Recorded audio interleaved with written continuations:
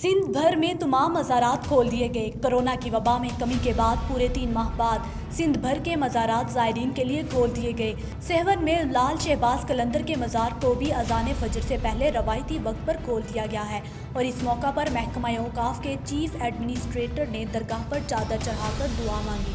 लाल शहबाज कलंदर का मज़ार corona virus की तीसरी लहर में तेज़ी के बायस 28 मार्च को ज़ायरीन के लिए बंद कर दिया गया था।